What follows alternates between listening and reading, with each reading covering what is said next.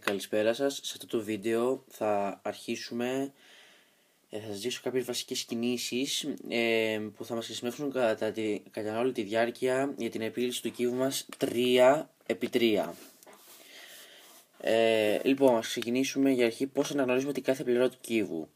Αυτή εδώ είναι η άσπρη, αλλά όχι επειδή έχει παντού άσπρο, διότι το κεντρικό της κουτάκι είναι άσπρο. Δηλαδή, εδώ πέρα είναι το κεντρικό της κουτάκι είναι άσπρο, άρα είναι η άσπρη πλευρά.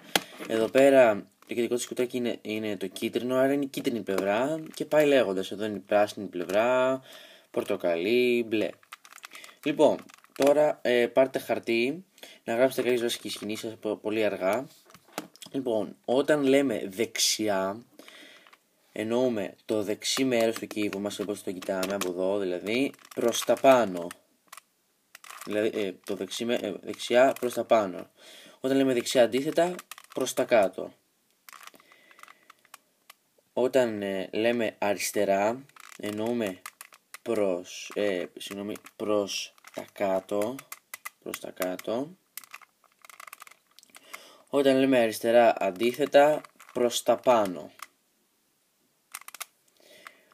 Όταν λέμε πάνω, το πάνω μέρος είναι προς τα αριστερά. Δηλαδή από εδώ προς τα αριστερά.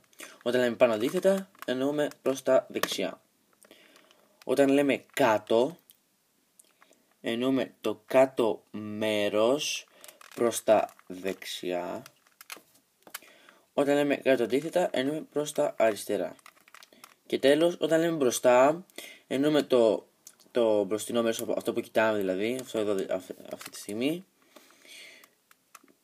προς τα δεξιά. Όταν λέμε μπροστά, είναι προς τα δεξιά. Και όταν λέμε μπροστά αντίθετα, είναι προς τα αριστερά.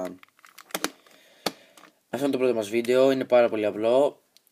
Σας συνιστώ να γράψετε αυτές τις κινήσεις, γιατί είναι πάρα πολύ σημαντικές, και να γράψετε από δίπλα σε παρένθεση, για παράδειγμα, προς τα δεξιά και πάει λέγοντας.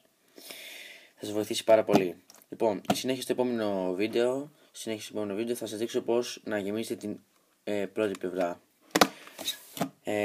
Στο β' μέρος τα λέμε. Γεια σας.